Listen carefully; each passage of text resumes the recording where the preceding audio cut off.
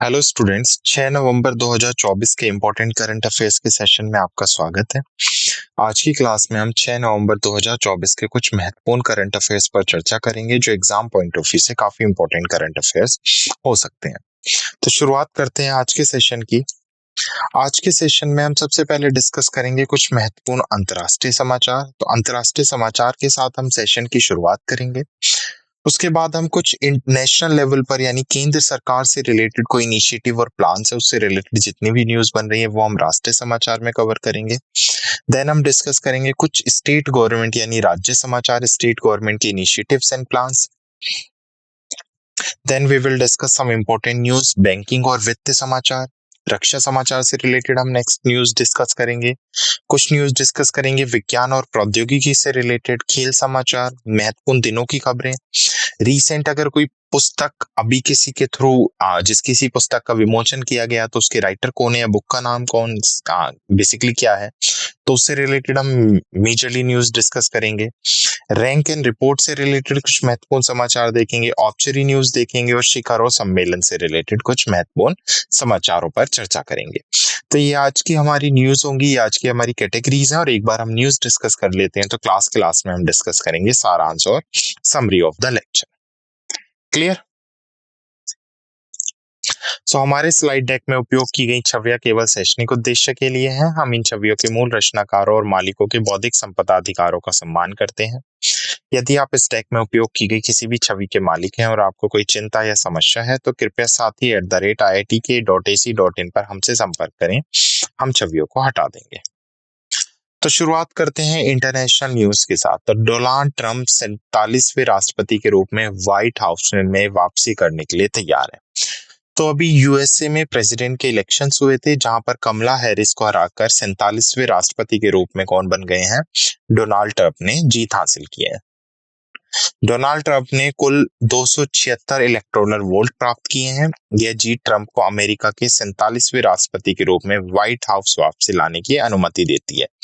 उन्होंने फ्लोरिडा के West Palm बीच में एक भाषण के दौरान अमेरिकी लोगों के प्रति आभार व्यक्त किया। ट्रंप ने 45वें और अब 47वें राष्ट्रपति के रूप में अपनी अनूठी भूमिका को स्वीकार किया है। तो इससे पहले वो 45वें नंबर के भी राष्ट्रपति थे, उसके बाद अब 47वें नंबर के राष्ट्रपति ट्रंप बने।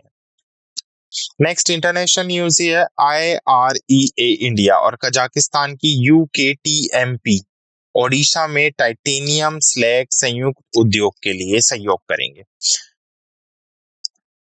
सो बेसिकली क्या है, कजाकिस्तान की कंपनी है UKTMP और उसके साथ साथ भारत की IREL, दोनों ने समझौता किया है और दोनों इस MOU के साथ ओडिशा में टाइटेनियम स्लैग संयुक्त उद्योग एस्टेब्लिश करेंगे। सहयोग का उद्देश्य ओडिशा भारत में IREU के टाइटेनियम लिमिटेड की स्थापना करना है। संयुक्त उद्यम टाइटेनियम स्लैग के उत्पाद पर ध्यान केंद्रित करेगा। यह साझेदारी टाइटेनियम उत्पाद के क्षेत्र में एक महत्वपूर्ण भारत कजाक सहयोग को चिन्हित करती है। नेक्स्ट इंटरनेशनल न्यूज है, भारत ने 2036 ओलंपिक के लिए औपचारिक बोली प्रस्तुत की है। तो 2036 में ओलंपिक और पैरा ओलंपिक के लिए अंतर्राष्ट्रीय ओलंपिक समिति को आधिकारिक रूप से एक इरादा पत्र भारत ने सौंपा है। भारत ओलंपिक संघ द्वारा 1 अक्टूबर 2023 को बोली प्रस्तुत की गई थी। यह प्रधानमंत्री नरेंद्र मोदी के ओलंपिक की मेजबानी के दृष्टिकोण को साकार करने में एक महत्वपूर्ण कदम है। भारतीय नागरिकों का लंबे समय से सजाया हुआ सपना ओलंपिक की मेजबानी को पूरा करना है। क्लियर? तो हो सकता है भारत 2036 में ओलंपिक और पैरा ओलंपिक होस्ट करे। नेक्स्ट इंटरनेशनल न्यूज है, जर्मनी के चांसलर हैं ओलाफ शोल, जिन्होंने 24 से 26 अक्टूबर तक भारत का दौरा किया। 7वें IGC और APK 2024 में भाग लिया। तो जर्मनी के चांसलर ओलाफ शोल्ज ने प्रधानमंत्री नरेंद्र मोदी के निमंत्रण पर 24 से 26 अक्टूबर 2024 तक भारत का दौरा किया। वे 25 अक्टूबर 2024 को प्रधानमंत्री और चांसलर शोल्ज ने 7वीं अंतर सरकारीय परामर्श की अध्यक्षता की। नेताओं ने नई दिल्ली में 18वें एशिया प्रशांत सम्मेलन जर्मन व्यापार को संबोधित किया और भारत और जर्मनी के बीच द्विपक्षीय संबंधों को बढ़ावा देने के लिए कई समझौते ज्ञापन पर भी हस्ताक्षर किए गए। तो याद रखने, ओलाफ शोल्ज ने अभी भारत में क्या किया है? यात्रा की है, भारत का दौरा किया है। नेक्स्ट इंटरनेशनल न्यूज है, भारत पाकिस्तान ने करतारपुर कॉरिडोर समझौते को 2029 तक नवीनीकृत किया है। तो भारत और पाकिस्तान ने करतारपुर कॉरिडोर पर अपने समझौते को नवीनीकृत किया, जिससे इसकी संचालन अवधि को 2029 तक अगले 5 सालों के लिए बढ़ा दिया गया है। गलियारा भारतीय सिख तीर्थ यात्रा को पाकिस्तान के करतारपुर में गुरुद्वारा दरबार साहिब तक बिना वीजा के पहुंच की सुविधा प्रदान करता है। नवीनीकरण के बावजूद भारत ने पाकिस्तान से प्रत्येक तीर्थयात्री पर लगाए गए $20 के सेवा शुल्क को माफ करने का अनुरोध किया है। करतारपुर कॉरिडोर का उद्घाटन नवंबर 2019 में गुरु नानक देव जी की 550वीं जयंती के उपलक्ष्य में किया गया था। नेक्स्ट नेशनल न्यूज है, केंद्रीय मंत्री हैं डॉक्टर वीरेंद्र कुमार, जिन्होंने शिल्प समागम मेला 2024 का शुभारंभ किया और ट्यूलिप प्लेटफॉर्म का अनावरण किया है। तो नई दिल्ली के दिल्ली हाट में शिल्प समागम मेला 2024 का आधिकारिक उद्घाटन किया गया है केंद्रीय मंत्री के द्वारा। उसके साथ साथ कार्यक्रम का आयोजन मंत्रालय के तहत प्रमुख निगमों द्वारा किया गया, जिसमें NSFDC, NBCDFC और NSKFDC शामिल है। मेला विभिन्न समुदाय के कारीगरों की शिल्प कला को प्रदर्शित और प्रोत्साहित करने का उद्देश्य रखता है। डॉक्टर वीरेंद्र कुमार ने कारीगरों का समर्थन और सशक्तिकरण करने के लिए डिजाइन किए गए ट्यूलिप प्लेटफॉर्म का भी अनावरण किया है। क्लियर। नेक्स्ट नेशनल न्यूज है, अमित शाह ने नई दिल्ली में 32वीं केंद्रीय हिंदी समिति की बैठक की अध्यक्षता की है। तो केंद्रीय गृह मंत्री अमित शाह ने नई दिल्ली में केंद्रीय हिंदी समिति की 32वीं बैठक की अध्यक्षता की है। केंद्रीय हिंदी समिति हिंदी भाषा के विकास और प्रचार के लिए सर्वोच्च निकाय है। बैठक का ध्यान पूरे देश में हिंदी के प्रचार के लिए दिशा निर्देश प्रदान करने पर केंद्रित था। अमित शाह ने राष्ट्रीय एकीकरण में हिंदी के महत्व पर भी जोर दिया। तो याद रखना है, अमित शाह ने नई दिल्ली में 32वीं केंद्रीय हिंदी समिति की बैठक की अध्यक्षता की है। क्लियर।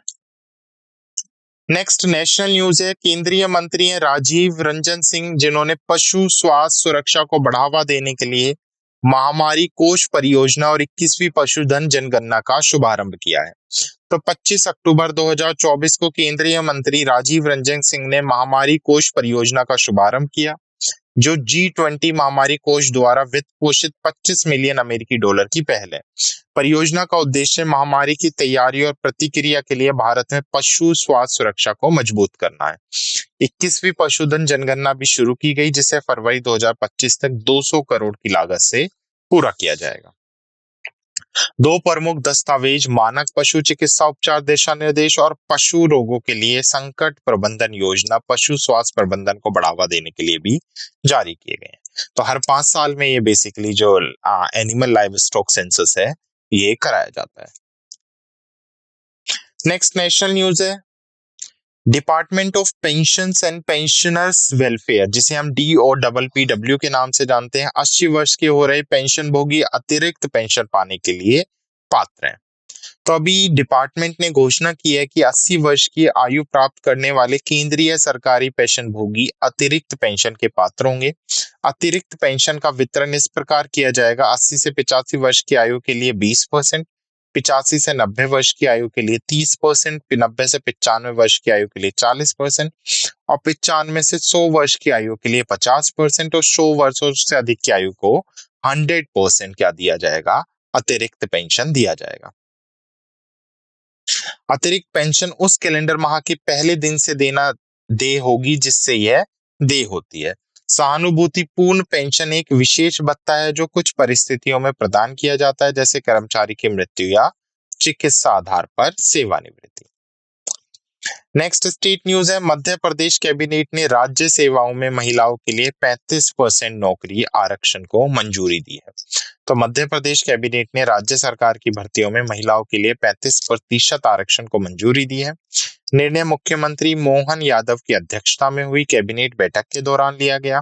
बैठक भोपाल के मंत्रालय में आयोजित की गई थी। इस कदम का उद्देश्य राज्य सेवाओं में लैंगिक समानता को बढ़ावा देना है। क्लियर। तो मध्य प्रदेश कैबिनेट ने राज्य सेवाओं में महिलाओं के लिए 35% नौकरी आरक्षण को मंजूरी दी। नेक्स्ट स्टेट न्यूज है, सुप्रीम कोर्ट का लक्ष्य 2030 तक राजस्थान में बाल विवाह उन्मूलन। तो सुप्रीम कोर्ट ने 2030 तक राजस्थान में बाल विवाह सप्ताह समाप्त करने के लिए दिशा निर्देश जारी किए हैं। निर्देश स्थानीय पंचायतों, स्कूल अधिकारियों और बाल संरक्षण अधिकारियों को जवाबदेह ठहराने पर केंद्रित है। इस पहल का उद्देश्य राज्य में बाल विवाह की व्यापक प्रथा को संबोधित करना है।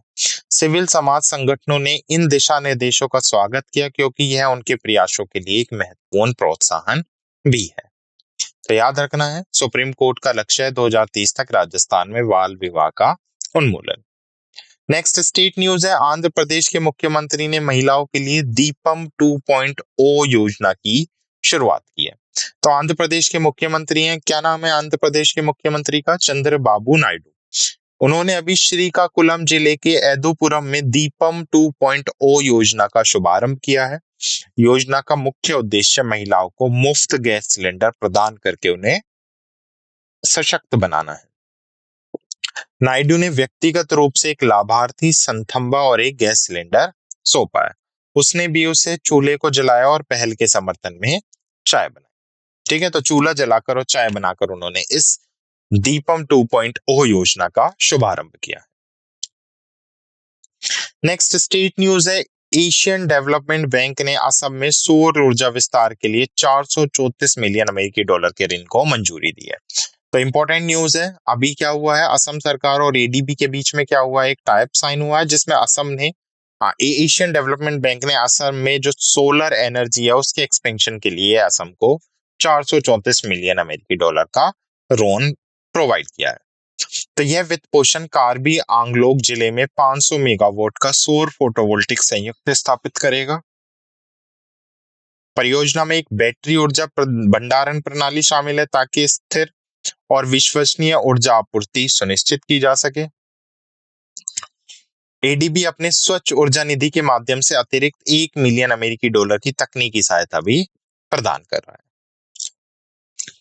नेक्स्ट है, एमओआई लिमिटेड ने एमपी स्टेट माइनिंग कॉरपोरेशन के साथ एक प्रारूप संयुक्त उद्यम समझौते पर हस्ताक्षर किए हैं। तो एक एमओआईएल ने साइन किया किसके साथ? जेवी agreement MP state mining corporation के साथ।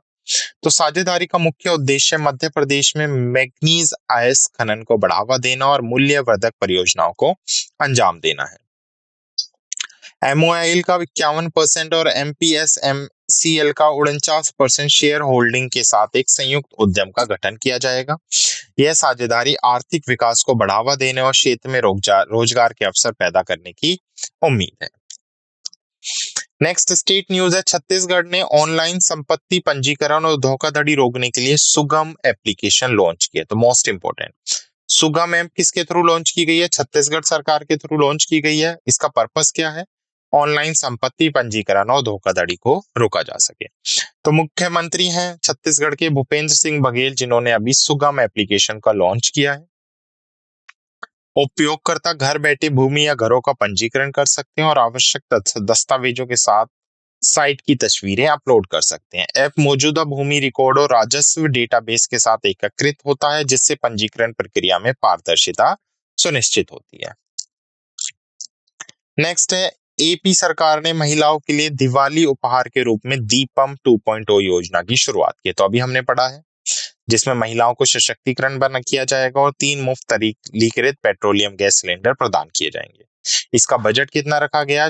2684 प्रतिवर्ष करोड़ रुपए प्रतिवर्ष और 5 वर्षों में 13423 करोड़ रुपए इस पर खर्च आएगा। नेक्स्ट बैंक और फाइनेंस से है, आईडीएफसी फर्स्ट बैंक ने रियल टाइम अंतरराष्ट्रीय मनी ट्रांसफर ट्रैकिंग लॉन्च की है। तो आईडीएफसी फर्स्ट बैंक ने स्विफ्ट के साथ साझेदारी में अंतरराष्ट्रीय धन हस्तांतरण के लिए एक रियल टाइम ट्रैकिंग सेवा शुरू की है। ये सेवा बैंक के मोबाइल ऐप और इंटरनेट बैंकिंग प्लेटफॉर्म पर उपलब्ध है। आईडीएफसी फर्स्ट बैंक सीमा पार भुगतान के लिए एंड टू एंड ट्रेसबिलिटी की पेशकश करने वाला पहला भारतीय बैंक है।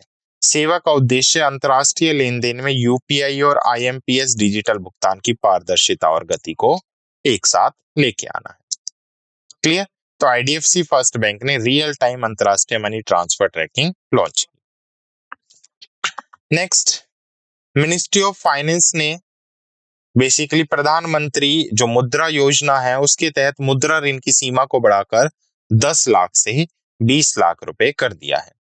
तो नई इसमें एक और प्रोडक्ट लॉन्च किया गया जिसे तरुण प्रोडक्ट नाम दिया गया है। जो उधारकर्ता पहले तरुण श्रेणी के तहत ऋण ले चुके हैं और सफलतापूर्वक चुका चुके हैं, वे 10 लाख रुपए से 20 लाख रुपए के बीच की धनराशि प्राप्त कर सकते हैं। माइक्रो यूनिट्स के लिए क्रेडिट गारंटी फंड इन बढ़े हुए ऋणों के लिए गारंटी कवरेज प्रदान करेगा। तो एमओएफ ने पीएमएमवाई के तहत मुद्रा ऋण सीमा को 10 लाख रुपए से बढ़ाकर कितना कर दिया है? 20 लाख रुपए कर दिया है। नेक्स्ट बैंक और फाइनेंस से ये कैनरा एचएसबीसी लाइफ इंश्योरेंस ने जीवन सुरक्षा और धन सृजन को मिलाकर प्रॉमिस फॉर फ्यूचर का अनावरण किया। तो Canara HSBC life insurance company limited ने प्रॉमिस फॉर फ्यूचर एक गैर लिंक्ड भागीदारी योजना लॉन्च की है। योजना पॉलिसी धारकों को जीवन सुरक्षा और बचत का संयोजन प्रदान करती है। यह लचीले प्रीमियम भुगतान, उच्च प्रीमियम बूस्टर और आंशिक या पूर्व निकासी का विकल्प प्रदान करता है। योजना दो प्रकारों में उपलब्ध है, सेविंग फॉर फ्यूचर और income for future. Clear? Next defence news है। एनटीपीसी और आईए ने ग्रीन हाइड्रोजन का उपयोग करके 24 घंटे बिजली आपूर्ति के लिए हाथ मिलाया है। तो एनटीपीसी ने लद्दाख के चुशुल में सोलर हाइड्रोजन आधारित माइक्रोग्रिड स्थापित करने के लिए भारतीय सेना के साथ साझेदारी की। परियोजना का उद्देश्य ऑफ ग्रिड सेना स्थानों के लिए ग्रीन हाइड्रोजन तकनीक का उपयोग करके एक स्थिर बिजली आपूर्ति प्रदान करना है। माइक्रोग्रिड स्वतंत्र रूप से संचालित होगा, पूरे वर्ष में 200 किलोवाट बिजली की आपूर्ति करेगा। एनटीपीसी परियोजना को 25 वर्षों तक बनाए रखेगा, जिससे एक स्थिर और विश्वसनीय बिजली आपूर्ति सुनिश्चित होगी। Clear? Next science and technology से ये रॉयल एनफील्ड ने EV brand flying flea launch किया है। तो रॉयल एनफील्ड ने अपनी नई इलेक्ट्रॉनिक वाहन ब्रांड फ्लाइंग फ्ली का अनावरण किया। ब्रांड 1940 के दशक में सैन्य उपयोग के लिए डिजाइन की गई एक कॉम्पैक्ट मोटरसाइकिल मोल फ्लाइंग फ्ली को श्रद्धांजलि अर्पित करता है। मूल मॉडल को इसके फुर्तीले संचालन और कठिन इलाकों में नेविगेट करने की क्षमता के लिए सराहा गया था। नया ईवी ब्रांड प्रतिष्ठित मॉडल की विरासत को जारी रखने का लक्ष्य रखता है, जो आधुनिक उत्साही लोगों को आकर्षित करता है। तो रॉयल एनफील्ड ने EV brand flying flea launch किया है। नेक्स्ट साइंस एंड टेक्नोलॉजी से ये इसरो दिसंबर में यूरोपियन यूनियन की प्रभा 3 उपग्रह को लॉन्च करेगा। साहसिक अंतरिक्ष मील के पत्थर हासिल करने का लक्ष्य है। तो इसरो दिसंबर में यूरोपियन यूनियन की प्रोबा 3 सौर अवलोकन मिशन को लॉन्च करने के लिए तैयार है।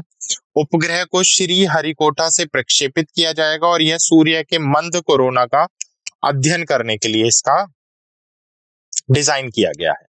यह मिशन अंतरिक्ष में भारतीय बेसिकली यूरोपियन संघ का तीसरा सहयोग है। पिछले सहयोग में प्रोबा 1 और प्रोबा 2 प्रक्षेपण शामिल थे। Done. Now next science and technology से यह सरकार ने ग्राम पंचायत स्तरीय मौसम पूर्वानुमान शुरू किया है। तो केंद्रीय मंत्री हैं राजीव रंजन सिंह जी, डॉक्टर जितेंद्र सिंह और सत्यपाल सिंह बघेल के साथ मिलकर ग्राम पंचायत स्तरीय मौसम पूर्वानुमान पहल की शुरुआत करने जा रहे हैं। यह पहल ग्राम पंचायतों को तापमान, वर्षा, हवा की गति और बादल कवर पर दैनिक मौसम अपडेट प्रदान करती है। मौसम पूर्वानुमानिक मेरी पंचायत ऐप, ग्राम स्वराज, मौसम ग्राम और ग्राम मंचित जैसे डिजिटल प्लेटफॉर्म के माध्यम से उपलब्ध होंगे। ग्राम पंचायत स्तर पर मौसम पूर्वानुमान पर एक कार्यशाला का आयोजन 200 से अधिक प्रतिभागियों के लिए जलवायु लचीलापन बढ़ाने के उद्देश्य से किया गया है। नेक्स्ट साइंस एंड टेक्नोलॉजी से चीन ने 3 तियानपिंग 3 उपग्रह को कक्षा में प्रक्षेपित किया है। तो 22 अक्टूबर 2024 को चीन ने ताइवान सैटेलाइट लॉन्च सेंटर से 3 तियानपिंग 3 उपग्रह को सफलतापूर्वक लॉन्च किया है। उपग्रह का उपयोग ग्राउंड रडार उपकरण को कैलिब्रेट करने और रडार क्रॉस सेक्शन को मापने के लिए किया जाएगा। यह मिशन लॉन्ग मार्च 6 मॉडल का 13वां प्रक्षेपण और इस वर्ष चीन का 50वां अंतरिक्ष प्रक्षेपण था। उपग्रह जमीन के ऑप्टिक्स उपकरण के लिए इमेजिंग परीक्षण का समर्थन करने और निम्न कक्षा अंतरिक्ष पर्यावरण का पता लगाने और निगरानी परीक्षण करेगा। नेक्स्ट स्पोर्ट से है, जांगड़ा ने WBF विश्व चैंपियनशिप खिताब जीता है। तो भारतीय मुक्केबाज हैं मनदीप जांगड़ा, जिन्होंने वर्ल्ड फेडरेशन का सुपर फेदरवेट वर्ल्ड टाइटल जीता है। उसने कैमीन द्वीप में एक त्रिव मैच में ब्रिटेन के कॉनर मैकिंटॉश को हराया है। जांगड़ा, जो पूर्व ओलंपिक रजत पदक विजेता रॉय जोन्स जूलियन के तहत प्रशिक्षण लेते हैं, उन्होंने अधिकांश राउंड में दबदबा बनाया। यह जीत अब तक के उनके पेशेवर करियर में केवल एक हार को दर्शाता है। क्लियर। नेक्स्ट स्पोर्ट से ये रानी रामपाल, जो भारतीय हॉकी टीम महिला हॉकी टीम की कप्तान भी रह चुकी हैं, पद्मश्री पुरस्कार विजेता भी हैं। अभी उन्होंने संन्यास की घोषणा कर दी है। तो उन्होंने 2008 में अपना अंतर्राष्ट्रीय पदार्पण किया था और भारत के लिए 245 मैचों में 205 गोल किए। वह भारतीय महिला हॉकी टीम का हिस्सा थी जिसने पहली बार 2 ओलंपिक खेलों के लिए क्वालिफाई किया था, लगातार 2 ओलंपिक खेलों के लिए। उन्हें कई पुरस्कार भी मिले हैं, जिसमें पद्मश्री और राजीव गांधी खेल रत्न पुरस्कार शामिल। नेक्स्ट इंपॉर्टेंट डे, युद्ध और सशक्त संघर्ष में पर्यावरण के शोषण की रोकथाम के लिए अंतर्राष्ट्रीय दिवस। तो संयुक्त राष्ट्र इस दिन को प्रतिदिन 6 नवंबर को मनाता है। संघर्षों के दौरान पर्यावरण की सुरक्षा के बारे में जागरूकता बढ़ाने के लिए यह दिन मनाया जाता है। यह सशक्त संघर्ष के अक्सर अनदेखे किए जाने वाले पर्यावरणीय प्रभावों को उजागर करता है। यह दिन शांति निर्माण प्रयासों के हिस्से के रूप में पर्यावरण संरक्षण के महत्व को भी रेखांकित करता है। नेक्स्ट है राष्ट्रीय एकता दिवस, जो हमने कब मनाया है? 31 अक्टूबर को। तो सरदार वल्लभ भाई पटेल जी की जयंती के उपलक्ष्य में हम 31 अक्टूबर को राष्ट्रीय एकता दिवस के रूप में मनाते हैं। वे पहले स्वतंत्र भारत के उप प्रधानमंत्री और गृह मंत्री थे। पहली बार इस दिन को 31 अक्टूबर 2014 को मनाया गया था। रन फॉर यूनिटी 2024 का आयोजन 29 अक्टूबर को हुआ, जो राष्ट्रीय एकता दिवस का प्रारंभिक उत्सव था। नेक्स्ट इंपॉर्टेंट डेज में अंतरराष्ट्रीय जैव मंडल आरक्षित दिवस, जो अभी हमने 3 नवंबर को सेलिब्रेट किया है। इस दिन का मुख्य उद्देश्य जो बायोस्फीयर रिजर्व्स हैं उनके बारे में या उनकी महत्वता के बारे में जागरूकता पैदा करना और संरक्षण को बढ़ाना है। पहली बार इस दिन को 3 नवंबर 2022 को मनाया गया था। तो यह दिन मनुष्य और पर्यावरण के बीच संतुलन को सुरक्षित रखने के लिए एक मंच प्रदान करता है। नेक्स्ट बुक्स एंड ऑथर से है, तो पुस्तक का नाम है मित्र, भारत के निकटतम रणनीतिक साझेदारी, जो प्रोफेसर श्रीराम चोल्ला द्वारा लिखित है। तो प्रोफेसर श्रीराम चोलिया की नवीनतम पुस्तक फ्रेंड्स भारत के विदेशी संबंधों की पड़ताल करती है। तो यह पुस्तक भारत के निकटतम सहयोगी और रणनीतिक साझेदारी पर एक अनुष्ठा दृष्टिकोण प्रदान करती है। यह दर्शाता है कि भारत वैश्विक स्तर पर खुद को विश्व मित्र के रूप में कैसे स्थापित कर रहा है। दर्शन का केंद्र अन्य राज्यों के साथ सद्भावना और सहयोग को बढ़ावा देना है। नेक्स्ट रैंक एंड रिपोर्ट से है, यूनेस्को ने अभी रिपोर्ट जारी की है जिसमें भारत ने 2015 और 24 के बीच अपनी जीडीपी का 4.1 से 4.6% शिक्षा पर खर्च किया है।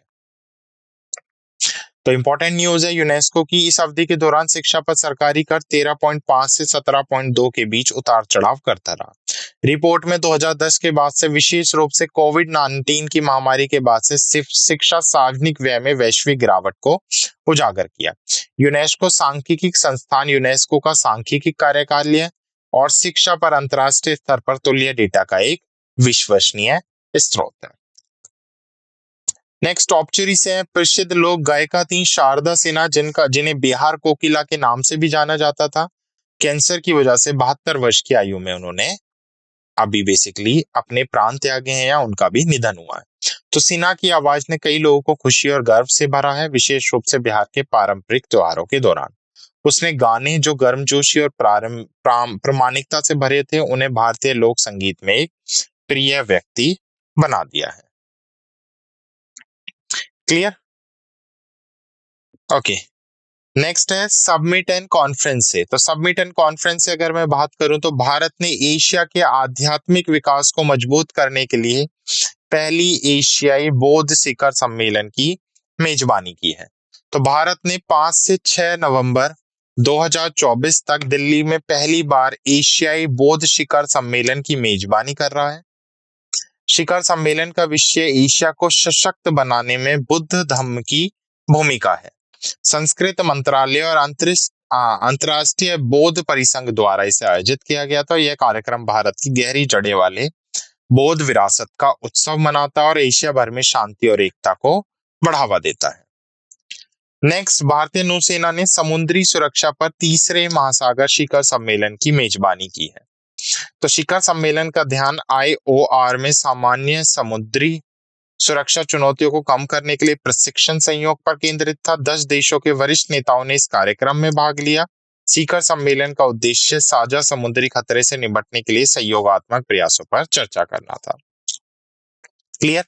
तो ये थे कुछ इंपॉर्टेंट करंट अफेयर जो हमने 6 नवंबर 2024 के डिस्कस किया। अब एक बार क्विक समरी हम रिवाइज करते हैं। तो इंटरनेशनल न्यूज में सबसे पहले हमने यूएस के 47वें प्रेसिडेंट के बारे में डिस्कस किया। उसके साथ साथ हमने आईआरएल और कजाकिस्तान यूकेटीएमपी का कोलैबोरेशन देखा। इंडिया की सबमिट फोरम बिड देखी 2036 के ओलंपिक्स के लिए। और उसके साथ साथ हमने देखा ओलाफ स्कोल्ज जो चांसलर है जर्मनी के, उन्होंने भारत में विजिट किया है। और इंडिया पाकिस्तान ने रिन्यू किया है करतारपुर कॉरिडोर एग्रीमेंट 2029 तक के लिए। राष्ट्रीय न्यूज में हमने शिल्प समागम मेला देखा। 32वीं केंद्रीय हिंदी समिति की बैठक देखी। उसके साथ साथ केंद्रीय मंत्री राजीव रंजन ने पशु स्वास्थ्य सुरक्षा को बढ़ावा देने के लिए महामारी फंड परियोजना और 21वीं पशुधन जनगणना का अनावरण किया। और डीओपीपीवी की हमने बेसिकली स्कीम देखी जिसमें 80 के बाद भी आप एडिशनल पेंशन पाने के हकदार होंगे। राज्य न्यूज में हमने एमपी कैबिनेट अप्रूवल देखे जिसमें 35% जॉब रिजर्वेशन होगा स्टेट के अंदर महिलाओं के लिए। सुप्रीम कोर्ट 2030 तक राजस्थान में बाल विवाह का उन्मूलन करेगा और दीपम 2.0 योजना। एडीबी का टाइप देखा छत्तीसगढ़ के साथ, असम के साथ, जहां पर सौर ऊर्जा विस्तार के लिए एडीबी ने असम को लोन प्रोवाइड किया है। छत्तीसगढ़ ने ऑनलाइन संपत्ति पंजीकरण के लिए सुगम ऐप लॉन्च किया। और एपी सरकार ने महिलाओं के लिए दीपावली उपहार के लिए दीपम 2.0 योजना बनाई है। बैंक से हमने आईडीएफसी फर्स्ट बैंक ने रियल टाइम अंतरराष्ट्रीय धन हस्तांतरण ट्रेनिंग शुरू की है। और वित्त मंत्रालय ने मुद्रा योजना का जो लिमिट है वो 10 से बढ़ाकर 20 कर दिया है। उसके साथ साथ कैनरा एचएसबीसी लाइफ इंश्योरेंस से premium for promise for future का अनावरण देखा। डिफेंस से हमने ग्रीन हाइड्रोजन का उपयोग करके 24 घंटे बिजली आपूर्ति करने के लिए एनटीपीसी और आईए ने हाथ मिलाया है। साइंस से हमने फ्लाइंग फ्लाई, उसके साथ साथ प्रोबा 3 सैटेलाइट के बारे में डिस्कस किया और ग्राम पंचायत स्तरीय मौसम पूर्वानुमान के बारे में भी डिस्कस किया। और चीन ने 3 सैटेलाइट को कक्षा में लॉन्च किया है। स्पोर्ट्स से हमने जांगड़ा ने WBF वर्ल्ड चैंपियनशिप का खिताब जीता है और रानी रामपाल ने अभी बेसिकली सेवानिवृत्ति की घोषणा की है। इंपॉर्टेंट डेज में युद्ध और सशक्त संघर्ष में पर्यावरण के शोषण की रोकथाम के लिए अंतर्राष्ट्रीय दिवस, राष्ट्रीय एकता दिवस और अंतर्राष्ट्रीय बायोस्फीयर दिवस। बुक्स में हमने फ्रेंड्स देखी श्री राम चोलिया की, यूनेस्को की रिपोर्ट देखी, भारत ने अपनी जीडीपी का 4.1 से 4.6% शिक्षा पर खर्च किया है 15 से 24 के बीच में। शोक से शारदा सिन्हा के अभी निधन हुआ। शिखर सम्मेलन से हमने पहली एशिया बौद्ध शिखर सम्मेलन और भारतीय नौसैनिक ने समुद्री सुरक्षा पर तीसरा महासागर शिखर सम्मेलन आयोजित किया है। तो ये थे हमारे कुछ 6 नवंबर 2024 के इंपॉर्टेंट करंट अफेयर्स जिन पर चर्चा की। आशा करता हूँ आपको सेशन पसंद आया होगा। धन्यवाद।